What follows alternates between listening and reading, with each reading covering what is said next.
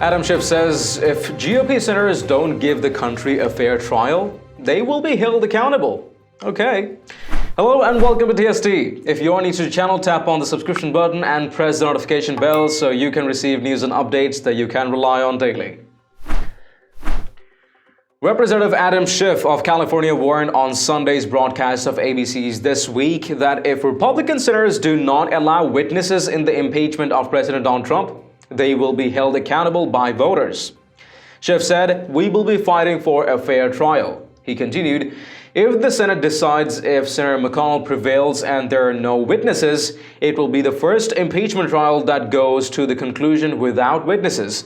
The atmosphere in the Senate when I came with the other House managers and we read the articles was one befitting something that has only happened 3 times in the nation's history. I intend during the trial to be respectful of the senators, to operate from the presumption that they do take their oath seriously, but also with the knowledge that Americans are watching, that they're going to demand a fair trial, and if the senators don't give the country a fair trial, one that's fair to the president but also fair to the American people, the senators will be held accountable. So that's the approach I intend to take." Take a look. Coming up, and that's the argument he's going to make. He says, quote, "Abuse of power, even if proved, is not an impeachable offense." Well, that's the argument I suppose you have to make if the facts are so dead set against you. If the president has admitted to the wrongdoing, his chief of staff has confessed to the wrongdoing, his European Union ambassador has confessed to the same quid pro quo, you have to rely on an argument that even if he abused his office in this horrendous way, that it's not impeachable. You had to go so far out of the mainstream to find someone to make that argument. You had to leave the realm of constitutional law scholars and go to criminal defense lawyers. Even Professor Turley, who testified on behalf of House Republicans, couldn't make that argument. In fact, in the House made exactly the opposite argument, that abuse of power is at the center of what the framers intended an impeachable offense to be. The logic of that absurdist position that's being now adopted by the president is he could give away the state of Alaska. He could withhold execution of sanctions on Russia for interfering in the last election to induce or coerce Russia to interfere in the next one. That would have appalled, the mere idea of this would have appalled the founders who were worried about exactly that kind of solicitation of foreign interference in an election for a personal benefit, the danger it poses to national security. That goes to the very heart of what the framers intended to be impeachable. Let's talk about Lev Parnas. You released a great deal of information from him. Of course, he's the associate of Rudy Giuliani, now indicted, who testified this week, has given a lot of documents to your committee, testified in public, I should say, who didn't testify to Congress. But there's only one reference to him in your brief. How much will you be using him in your argument? Are you concerned that he won't be seen as a credible because he's under indictment? Well, look, you know, it is the fact with many of the people surrounding the president that they end up indicted. These are the people that the president has chosen to work with. People like, Michael Cohen, like Lev Parnas, like so many others, Paul Manafort. And these are people that do have information about the president's misconduct. But right now, George, we don't know what witnesses will be allowed, and even if we'll be allowed witnesses.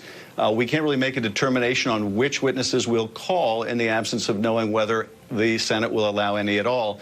The threshold issue here, George, is will there be a fair trial? Will the senators allow the House to call witnesses, to introduce documents? That is the foundational issue on which everything else rests. And one thing that the public is overwhelmingly in support of, and that is a fair trial. Imagine that you're a juror, people watching your show from around the country. Imagine that you're a juror and the judge comes into the courtroom and says, look, I've been in consultation with the defendant. I'm working hand in hand with the defendant. And we've agreed that I'm not going to allow the prosecution to call any witnesses, and I'm not going to allow the prosecution to show you any documents.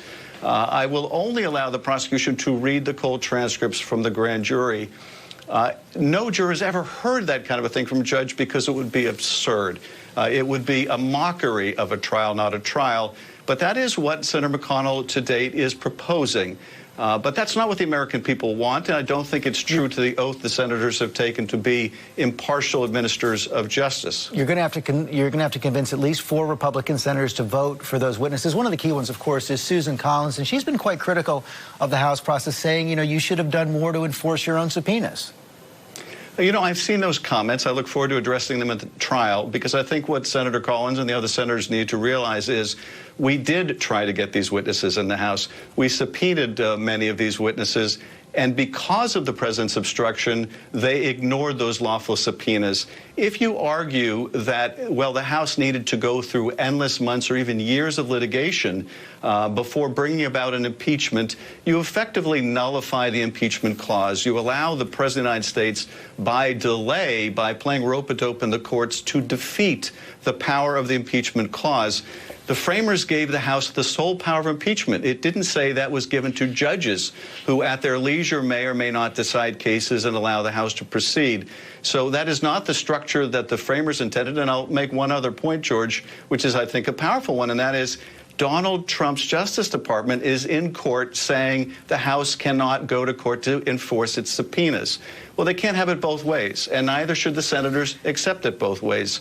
The reality is, because what the president is threatening to do is cheat in the next election, you cannot wait months and years to be able to remove that threat from office. Senator McConnell still hasn't released his resolution laying out the rules and timetable for the trial, but we've learned that he's been considering a far more compressed schedule than the Clinton trial. Fewer days for arguments, a compressed timeline, no guarantee of new witnesses, as we've discussed. What will you be fighting for on Tuesday? Well, and it's telling that none of us have seen this resolution, except, I suppose, the White House lawyers. We'll be fighting for a fair trial. As I mentioned before, that is really the foundation on which this all rests.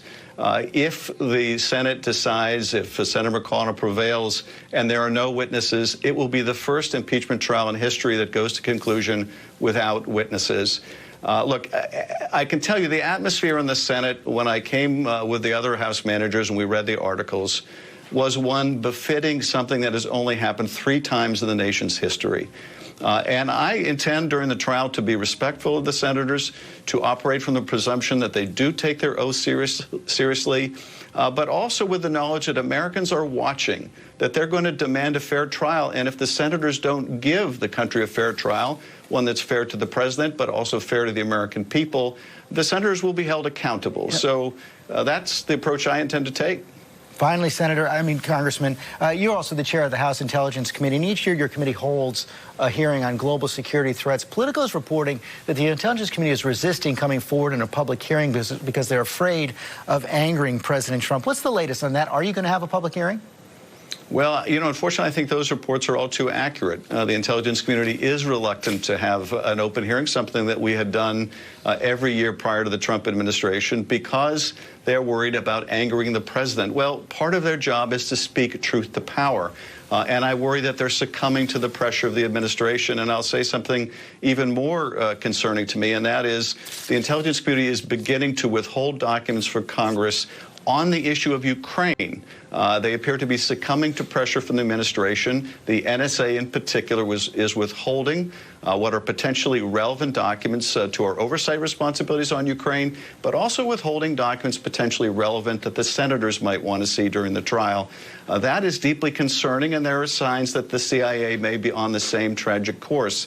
We are counting on the intelligence community not only to speak truth to power, but to resist pressure from the administration to withhold information from Congress because the administration fears it may incriminate them. Guess what? We all want a fair trial, Schiff. A fair trial free from your lame shenanigans. The fair trial that'll expose in broad daylight what lousy good-for-nothing House representatives you are, and that you have nothing good in mind to think about except for trying to impeach a duly elected president of and by the American people. The president who is dedicating day and night for the people, whereas you're not. The people will watch and see the ugliness you nurture inside of you. And the same people who brought you here will take you down through shame and humiliation very soon. Truth prevails and falsehood fades. Let us know how you think justice and fairness will be served in the trial. Share your thoughts in the comments down below.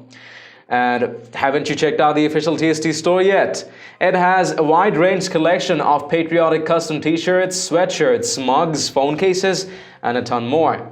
Make sure to take a look. and maybe help us out by picking some products at great prices. It does make a huge difference to what we're doing here. Link in the description below. If you've liked this report, please let us know by tapping that like button down below, share the news among friends and family, and don't forget to subscribe to our channel. Stay tuned for more news and updates on TSD. This is David Ravine, and I'll catch you in the next one. Till then, take care.